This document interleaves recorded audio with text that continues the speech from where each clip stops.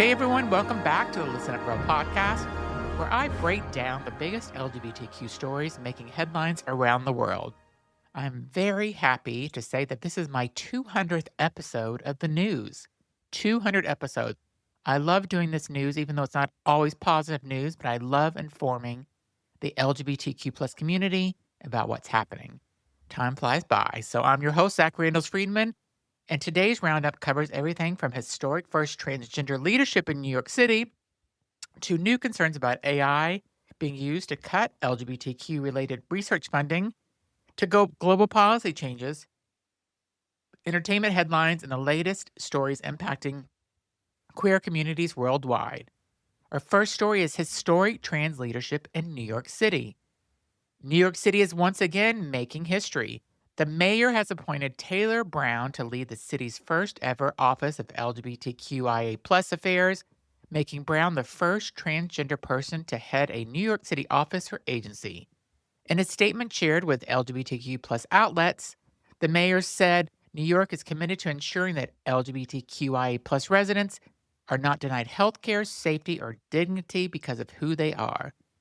The new office will coordinate city services, enforce equality guidelines, and strengthen protections for LGBTQIA New Yorkers across multiple city agencies. For many advocates, the appointment represents a milestone in LGBTQ representation in government, especially at a time when trans rights are under intense political scrutiny across the United States. I mean, this is what we need across the country, not just New York, but congratulations to the New York City mayor for doing this and caring about people and showing it. Next, AI used to flag LGBTQ research for cuts. A troubling revelation is raising new questions about how artificial intelligence is being used in government decision-making. Former staffers from Trump-era Department of Government of Efficiency, known as DOGE, testified that they used ChatGPT to review federal grant descriptions and determine whether projects were connected to diversity, equity, and inclusion, or DEI. If a grant description included terms like LGBTQ, BIPOC, or tribal, the project could reportedly be flagged for cancellation. According to sworn depositions, staffers were prompted to ask AI to answer the following simple questions. Does the following relate at all to DEI? Respond factually in less than 120 characters. Critics say the process reduced complex academic research to simple keyword searches, potentially eliminating grants that had little to do with policy ideology. This testimony is part of an ongoing lawsuit brought by academic organizations including Modern Language Association and the American Historical Association, which argue grant cancellations were unlawful and discriminatory. The case has reignited debate about the role of AI in government decisions, especially when it affects funding tied to marginalized communities. Next, the X Factor winner, Matt Terry, opens up. Former X Factor winner Matt Terry is opening up about the pressure he faced regarding his sexuality during the show. Terry, who won the UK talent competition in 2016, says he was told to tone down his image because he looked too gay. At the time, he was still figuring out his identity while facing intense media scrutiny and pressure from industry insiders. Terry officially came out as gay in 2024, sharing his experience through his music, including the personal single, His Car, which reflects on his first relationship with a man. Now 30 years old, the singer says he's focused on living authentically and telling his story on his own terms. Good for you, Matt Terry. Next, immigration rule raises concerns for trans people. A newly finalized rule affecting the diversity visa program, often called Green Card Lottery, is raising alarms among LGBTQ advocates.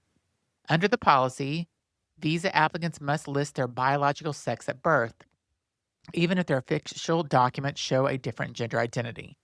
Critics say the rule could allow immigration authorities to label applications from transgender people as fraudulent if the information doesn't match government expectations. Advocates also warn the requirement could expose trans immigrants to increased scrutiny or enforcement actions. The policy has sparked concerns that it could impact not just the visa lottery, but potentially all visa applications moving forward. Next, in Iowa, the LGBTQ plus policy updates. In Iowa, LGBTQ plus protections are facing yet another setback. Republican Governor Kim Reynolds has signed legislation preventing cities and local governments from banning gender identity discrimination, further weakening protections for transgender residents. Meanwhile, internationally, Senegal's National Assembly has passed a law doubling prison sentence for same-sex relationships to 10 years, while also criminalizing the so-called promotion of homosexuality. Advocates say the move represents a significant escalation of anti-LGBTQ plus laws in the region. So Africa and Iowa are now in the same news story because they're both doing the same shit. Next, LGBTQ stories in entertainment and culture. Here's a few headlines from the world of culture and entertainment. Olympic diver Tom Daley, who retired in 2024, continues to connect with fans through his popular YouTube channel, sharing travel vlogs, knitting projects, and fitness videos that keep the Olympic icon firmly in the spotlight. Meanwhile, rumors are swirling about the canceled UK LGBTQ plus dating shows I Kissed a Boy and I Kissed a Girl may get a digital sign-off titled It Started with a Kiss. Reports suggest the series could launch on platforms like YouTube and Tinder, featuring LGBTQ celebrities sharing their dating stories and experiences. As of now, the project hasn't officially been confirmed.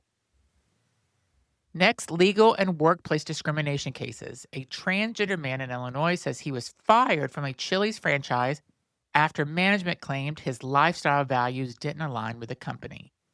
In a lawsuit filed with federal court, Hudson Weber alleges he was gradually removed from shifts after his employer learned he was transgender. And then in Kenya, a court has sentenced 2 men 15 years in prison for violently attacking and robbing 2 gay men in a case that drew international attention. Human rights groups say the sentencing represents an important step toward accountability in a country where LGBTQ people often face violence and discrimination. So those are just some of the biggest LGBTQ stories making headlines right now, from historic representation in government to debates about artificial intelligence, immigration policies, and LGBTQ plus protections around the world. The fight for equality and visibility continues on many fronts. If you enjoyed today's episode, make sure you follow Listen Up Girl wherever you get your podcast, share it with a friend, and leave a comment. I'm Randles-Friedman, and thanks for listening. And again, happy 200th episode to my show.